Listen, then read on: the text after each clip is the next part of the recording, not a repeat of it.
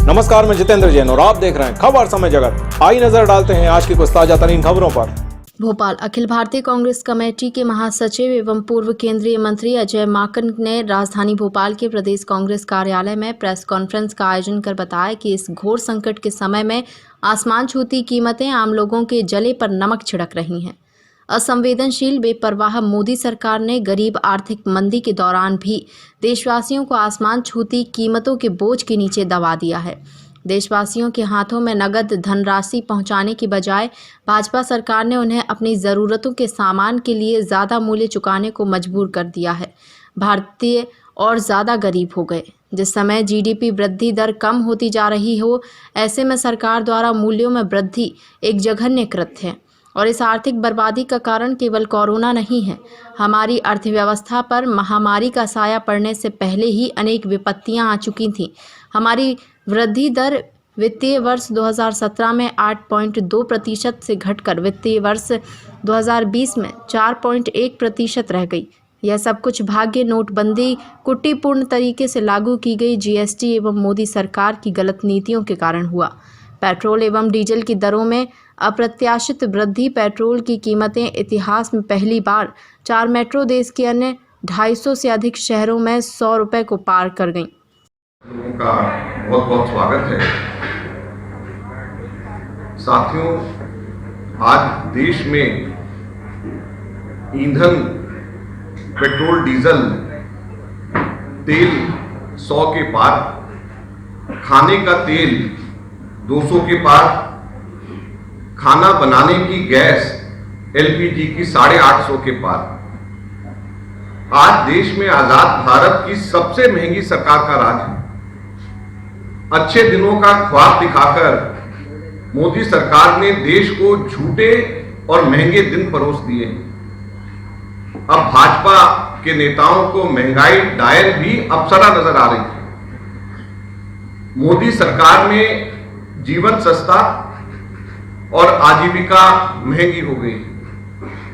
ये सारी की सारी चीजें जो मैं आपको बोल रहा हूं, ये कोई ऐसा नहीं है जिससे आप सबके सब लोग परिचित नहीं हैं। लेकिन दुख और हैरानी की बात यह होती है कि मध्य प्रदेश के कई मंत्री इसका भी मजाक उड़ाते हैं। एक मंत्री ने तो यह तक कह दिया कि जिंदगी में परेशानी ही सुख का आनंद देती है। तो मैं समझता हूं कि इससे ज्यादा भद्दा मजाक गरीब लोगों के लिए, खास तौर के ऊपर 23 करोड़ भारतीय जो गरीबी रेखा के नीचे चले गए पिछले 1-1.5 वर्ष के अंदर, और ये तब जब यूपीए की सरकार के समय पे 27 करोड़ लोगों को यूपीए की सरकार गरीबी रेखा से ऊपर लेकर के आई। ये उन लोगों के साथ में एक भद्दा मजाक है। ये उन लोगों के साथ भद्दा मजाक है जो 2 करोड़ लोगों की नौकरियां पिछले दिनों में चली गई। हमारे देश के अंदर 97%, 97% लोगों की आय कम हो गई है पिछले दिनों के अंदर। ये उन लोगों के साथ भद्दा मजाक है जो ये कह रहे हैं कि परेशानियों के बाद में ही सुख का आनंद होगा। इससे ज्यादा खराब बात और मजाक गरीबी के और बेरोजगारी का और मजबूरी का लोगों के साथ में नहीं हो सकता। नहीं, ऐसा नहीं है। देखिए, हम लोग जो है, मैं आपको बताता हूं, हमारे पूरे देश भर में हम लोगों ने पेट्रोल पंप्स में जाकर के हजारों लाखों लोगों के सिग्नेचर कैंपेन का अभियान की शुरुआत करी है। किसी स्टेट में शुरू हो गया, किसी में आगे होने वाला है, लेकिन हम लोगों ने पूरे के पूरे देश भर के अंदर ये किया है। फरवरी के अंदर जो है मध्य प्रदेश बंद का आह्वान दिया। 11 जून को हम लोगों ने सारे पेट्रोल पंप्स के ऊपर प्रदर्शन का हमने कार्यक्रम दिया। तो मैं इसलिए कह रहा हूं कि जब ये सब चीज करने के बाद भी अगर यहां पे ही चर्चा नहीं है कि हम लोग ये सब की सब चीजें कर रहे हैं, तो इसका मतलब कि हम शायद ये बातें आप लोगों के माध्यम से और लोगों तक नहीं पहुंचा पा रहे या हम आपको कन्विंस नहीं कर रहे। तो इसलिए मैं आपसे ये कह रहा हूं कि हम लोग जो कार्यक्रम कर रहे हैं उसका आप उसको भी दिखाएं। हम सिर्फ सोशल मीडिया पे दिखाते हैं, बताते हैं कि हम ये कर रहे हैं, उसको आगे जो है, अगर वही बात को अगर आप लोग जो है प्रिंट और इलेक्ट्रॉनिक मीडिया में आप दिखाएं कि जो हमारे कार्यक्रम जमीन के कर रहे हैं, तो हम लोगों को और मदद मिलेगी और आपको भी मदद मिलेगी कि सरकार के ऊपर दबाव डाल सके।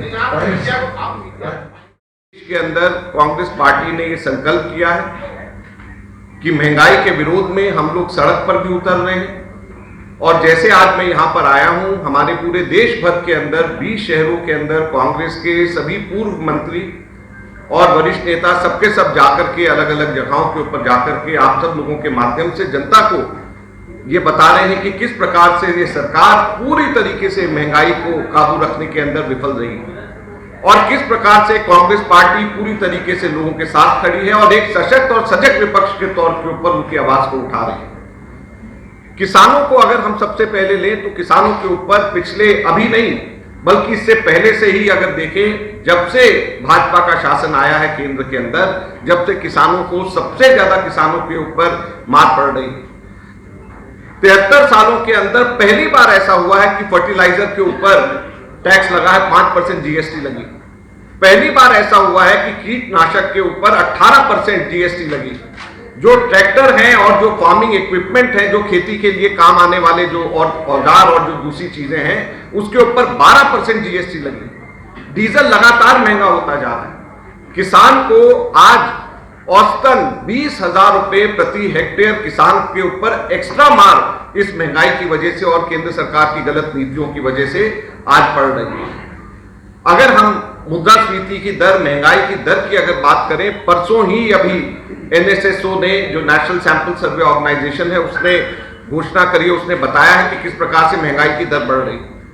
मैं आपको बताना चाहता हूं कि केंद्र सरकार ने, अगर आप लोग उसको देखेंगे तो केंद्र सरकार ने कहा कि 4% हम सिर्फ महंगाई का दर हम टारगेट रखेंगे कि 4% से ऊपर महंगाई नहीं जाने देंगे। 4% प्लस माइनस 2%।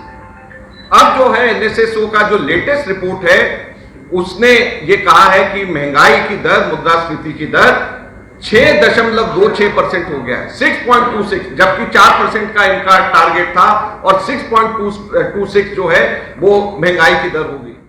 खबर समय जगत के लिए संवाददाता शक्ति Bharti, Bhopal. For latest news, subscribe to our channel and press the bell icon.